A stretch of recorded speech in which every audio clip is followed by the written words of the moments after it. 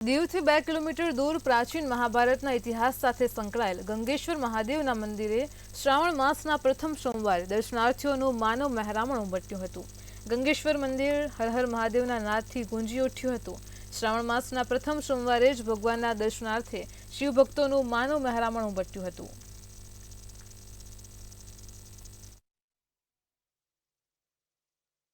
આજે ઘણા વર્ષોથી સમુદ્ર પોતે શિવલિંગોને અભિષેક કરે છે। હવે આ શિવલિંગોની દક્ષિણ પશ્ચિમ બાજુ એક કુંડ ખાડો આવેલો છે। આ ખાડાઓમાં જ્યારે ઓટ હોય ત્યારે ગંગાધારાનું મીઠું જળ એમાં જોવા મળે।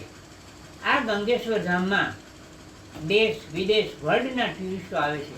આપણા પણ રાષ્ટ્રપતિ વીવીઆઈપી જે લોકોને શ્રદ્ધા બધા અહીંયા આવીને પોતાની આસ્થા ભગવાન પાસે રજૂ કરે છે।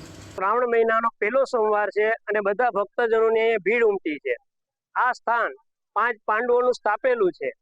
5 પાંડવોનો એક નિયમ હતો કે શિવની પૂજા કરી પછી જ જમવાનું અને ટેપ હતી। આ અરણ્ય જેવું હતું, જંગલ હતું, એટલે 5 પાંડવોને ત્યારે કઈ ન થયું બળ્યું એટલે પોતાના 5 ભાઈઓના હાથે આ 5 શિવલિંગની સ્થાપના કરી। શંકર ભગવાનની અલૌકિક છે એના દર્શન કરવા આવ્યા છે અને શ્રાવણ મહિનાના પહેલા સોમવારે અમને એટલા સુંદર દર્શન થયા, એના માટે જીવન ધન્ય થઈ ગયું છે અમારું। અને આ જ્યોતિર્લિંગનું એમ પણ મનાય છે કે માનતા પૂર્ણ કરે છે, તો આજે હું પણ એક માનતા માનીને જઈશ અને મારી પૂર્ણ થશે તો હું ભગવાનનો ખૂબ ખૂબ આભાર માનીશ કે શંકર ભગવાને મારી પ્રાર્થના પૂર્ણ કરી ને એટલા સરસ દર્શન થયા છે અમને, અમારો આખા પરિવારને। બસ જીવન ધન્ય થઈ ગયું છે। હું એમ તો પહેલા પણ આવી ચૂકી છું, પણ આજ ખાસ સોમવારના નિમિત્તે શ્રાવણ સોમવાર છે એટલે હું આજે આવી છું અહીંયા દર્શન કરવા માટે।